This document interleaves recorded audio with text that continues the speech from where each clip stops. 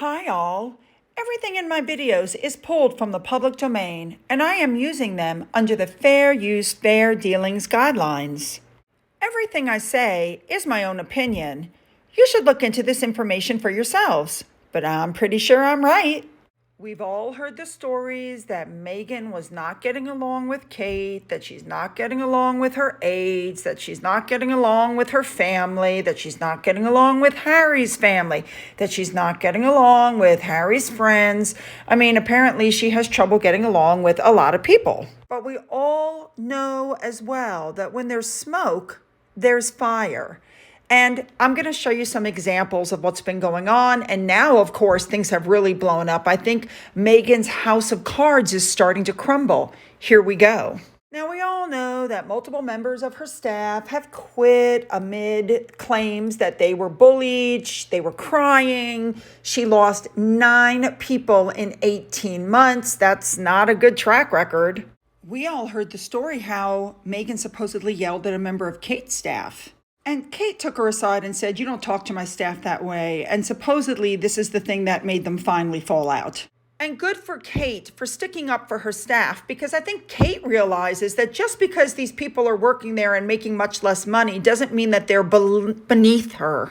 Then the National Bullying Helpline put out this tweet, which really horrified people because essentially, without hearing from the victims, without knowing what really went on, they gave Megan the thumbs up for her behavior, and people were just horrified. And by the way, this tweet they have since deleted. I received an email from one of my followers. I'm going to make her anonymous. She wrote a letter into these people, and it literally made me cry, and I wanted to share it with you guys. It's a very eloquent letter, and it basically says that, you're writing that it's unlikely that she bullied staff, basically puts the blame on the victims. And she pointed out, why would anybody even bother to contact you? She then rightfully pointed out that them claiming that Megan had determination and strength is just another way to oppress and manipulate and bully people.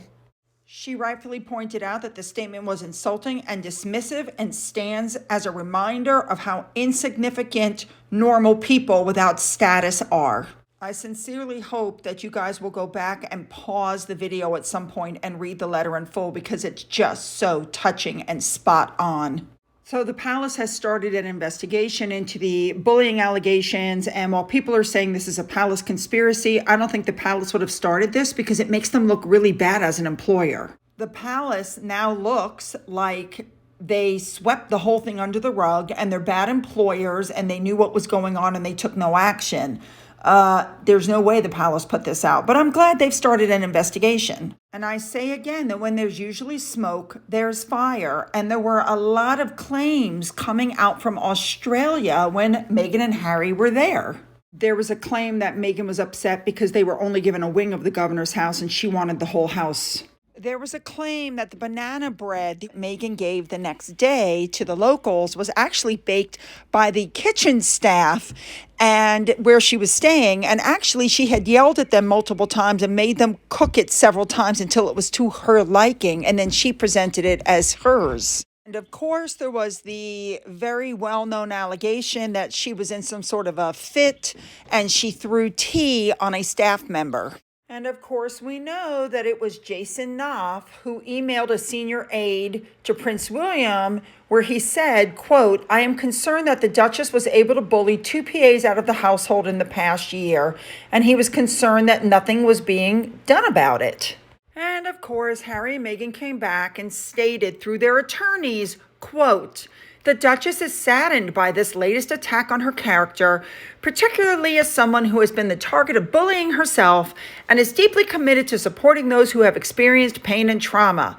She is determined to continue building compassion around the world, and she will keep striving to set an example for doing what is right and doing what is good." So it said she was saddened, but it didn't deny that there might have been some truth to it. So, of course, Meghan immediately started putting out feelers for her friends to get them to come to her defense. And you get things like what Chrissy Teigen posted. Chrissy Teigen seems to forget that Meghan Markle chose to do this interview. Nobody kidnapped her, tied her to a chair, and forced her to give this interview or forced her to take the money for it. So maybe she should think about things like that before she posts stuff like that. Jessica Mulroney stepped up, who herself was thrown out because she threatened to sue a black influencer after praising her online to her face. You've got Patrick Adams who comes out, oh, my friend Meghan is so fabulous, and she's growing a member right now of the royal family. You know, you guys suck. And I'm like, I'm sure she is your friend. But we all know that the measure of how you treat somebody is not how you treat your friends. It's how you treat people who aren't on the same playing field. There were reports that Meghan was quite rude to people when she would go to take photos. She acted very diva-ish, unless, of course, you were a photographer that she needed. She was really rude to waiters and waitresses and didn't tip. I mean, this is really how you measure somebody, is by the way they treat people who are on a different playing field.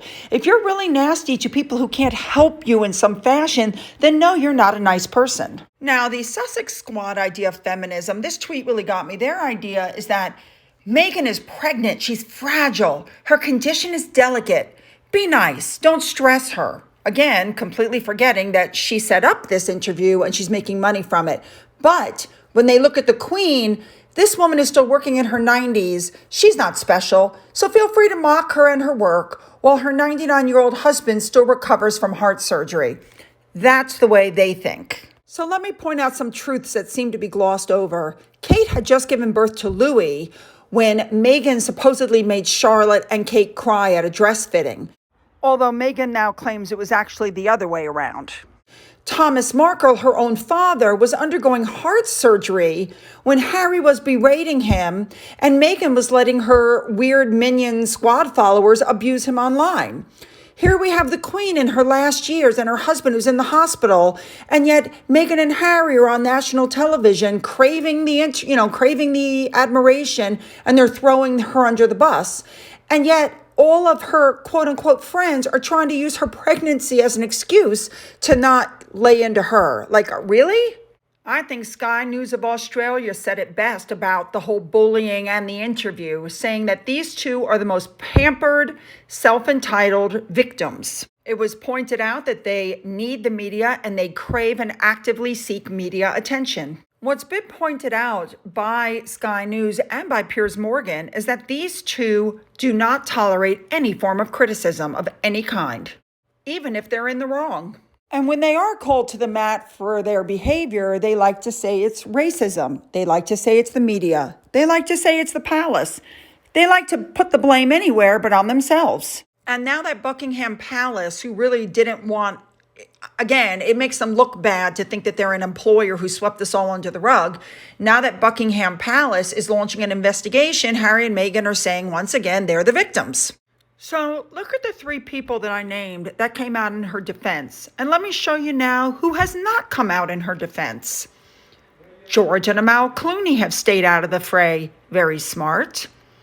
The Beckhams have not said a peep about what's going on. And even good friend Serena Williams had the brains enough to say, I think it's going to be very interesting to see how the narrative is turning. I find it very interesting that they were riding a crest and now Meghan's being accused of bullying. The IRS is closing in.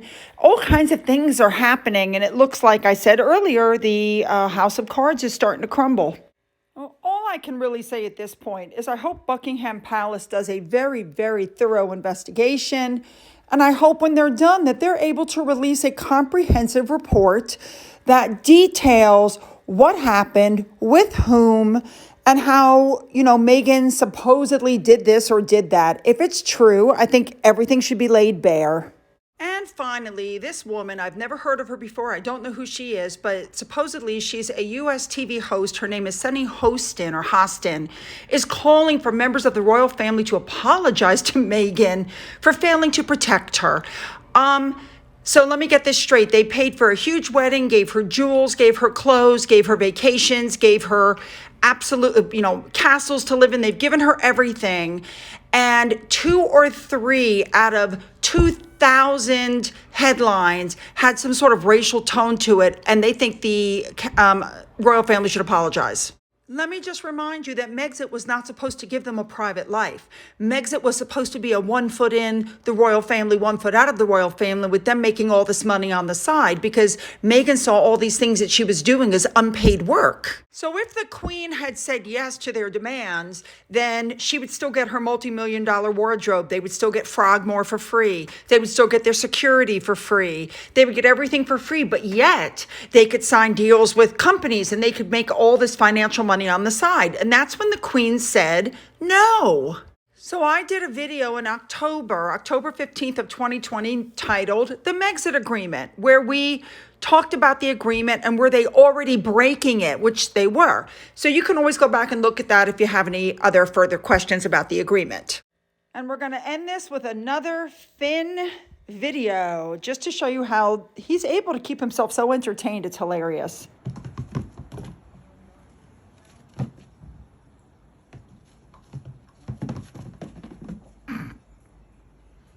Just amazing how one ball can keep one puppy so occupied. He's very happy. He's coming out of his shell, guys. He's really, really coming along well. He still goes in the crate at night, no crying all night. He's a good dog. He's doing well. And as you can see, he's very happy. So don't forget to leave your thoughts and comments below. As usual, you can email me. Everything's up in the box. You can follow me on Twitter. Don't forget to donate to that coffee fund. But I would really like to know what you guys think about the whole bullying thing.